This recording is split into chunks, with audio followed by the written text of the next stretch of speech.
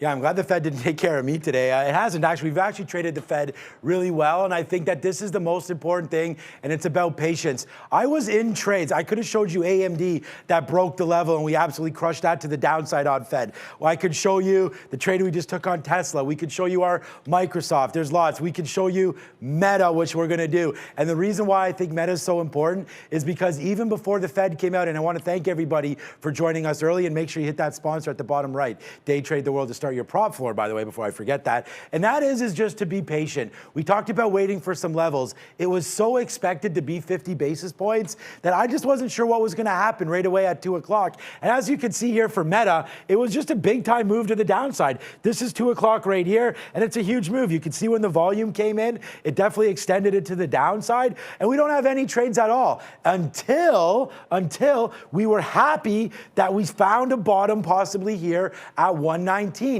We definitely like the 120 level intraday, which is actually, now that I look at this, is actually down here, because that's sort of where we started the day, down here at 120. But I was like, let's wait for a name that we know we like long, right? The market right now down, Meta up 1.6. I think I covered, oh no, here's the market right here. I didn't cover it up. The NASDAQ is down 0.6. So I knew I wanted to get something that had the opportunity to fly if the market rebounded. So that's what the logic was right here for Meta. Now, what we did was we double checked it. Not only were these 119s bottom today, but you just move over to the 13th and the 14th where we had a 119 bottom back into there as well. So we had the confidence to put on a trade here at 119. So this is going to be a Fed trade. Okay, but it doesn't actually happen till about 240 or so when Meta finally comes back down. Now, we could have had it right there. The first time, though, Meta comes in to 119,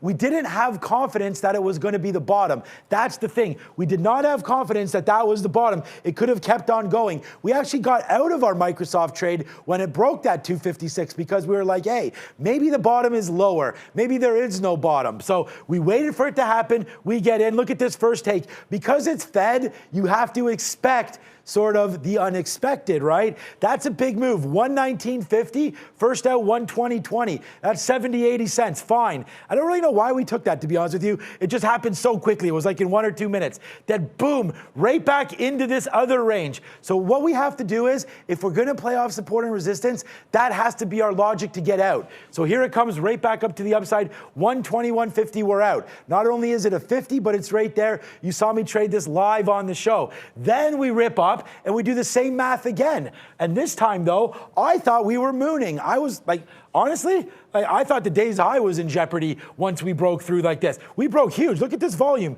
We broke huge there. So you heard me, we sat back and we were relaxed. But once we settled down, we noticed that this was also a previous high. So as soon as we saw that, if I expand this out, you're going to see it bounced around here a couple times. We made a wick top at 123.20. So that when it pulled back, I put my stop at 122.75 because, hey, if we're wrong, all right, and we get out and it rips back up to the upside, fine. We've taken $3. That's a $3 fill exactly. We took the $3. Okay, we got out. But if we're right and it pulls back, look where we are right now. So that was a great out, pulled it back, and yeah, we had a big trade. It was a great one, and it was Meta, and it was patience. Just because it's Fed day doesn't mean you need to rush in. We were in trades at 2. We were in trades all this whole time. But this one, to me, was the easiest for a teaching point, comes down to a big support level, comes up to another resistance,